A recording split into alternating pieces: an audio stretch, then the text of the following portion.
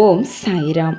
எனதருமை பிள்ளையே, உனக்கு நல்லதுதான் நடக்கப் போகிறது. அதை நடத்தி வைக்கவே நான் உன் வீட்டில் வந்துள்ளேன்.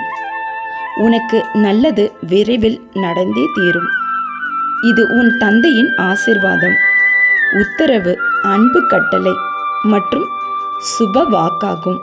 நீ விரும்பிய வாழ்க்கையை வாழப்போகிறாய். உன்னோடு நான் இருப்பதை உணர்ந்து கொள்ளும் நேரம் நிச்சயம் வரும். இனி கலங்காதே. எந்த சூழ்நிலையிலும் நான் உன்னை கைவிட மாட்டேன். நான் உன்னோடு தான் இருக்கிறேன். உன் வாழ்வில் பல அற்புதங்கள் நடக்கும். உன் முயற்சிக்கான பலன் நிச்சயம் கிடைக்கும். இனி உன் லட்சியம் வெற்றி பெறும். இந்த சாயப்பா உன்னோடு தான் இருக்கிறேன்.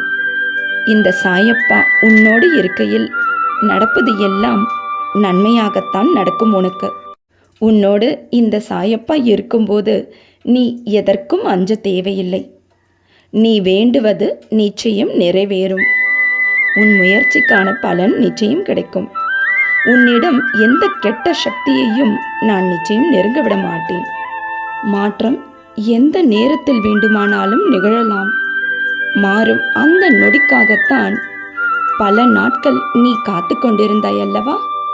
நான் உன்னிடம் என்றென்றுமே சொல்வது எல்லாம், பிரச்சனை வரும்போது நீ நேர்மையாக இரு. பணம் வரும்போது எளிமையாக இரு.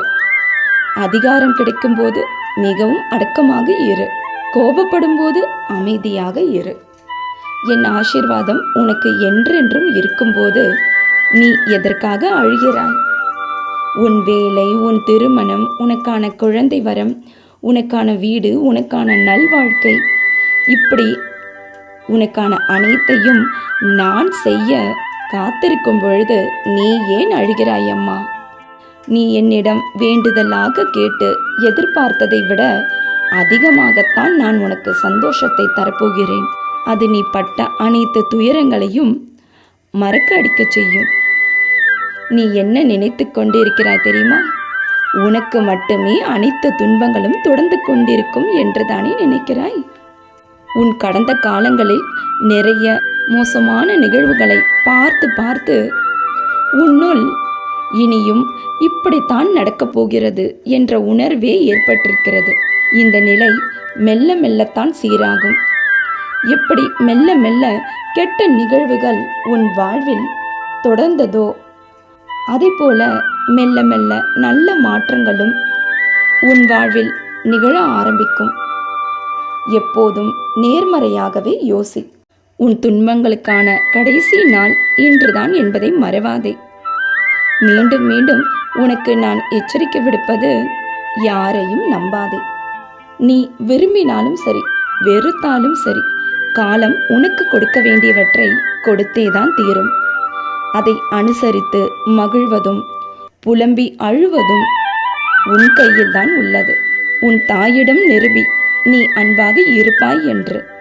உன் தந்தையிடம் நிரூபி அவர்களை நீ காப்பாற்றுவாய் என்று. இதை தவிர்த்து உன்னை பற்றி குறை கூறுபவனிடம் நீ நல்லவன் என்று நிரூபிக்க ஒருபோதும் நேரத்தை வீணாக்காதே. இன்று விநாயகருக்கு உகந்த சங்கடஹர சதுர்த்தி. இன்றுதான் உன்னை செய்யாத குற்றத்திற்கும் விரட்டி கொண்டிருக்கும் அனைத்து துன்பங்களுக்கும் கடைசி நாளாகும். நீயும் உன் குடும்பமும் சந்தோஷமாக வாழ்வீர்களாக. இன்றும் என்றும் என்றென்றும் உன் சாயப்பா உன் அருகில். வாழ்க வையகம், வாழ்க வளமுடன். ஜெய் சாய்ராம்.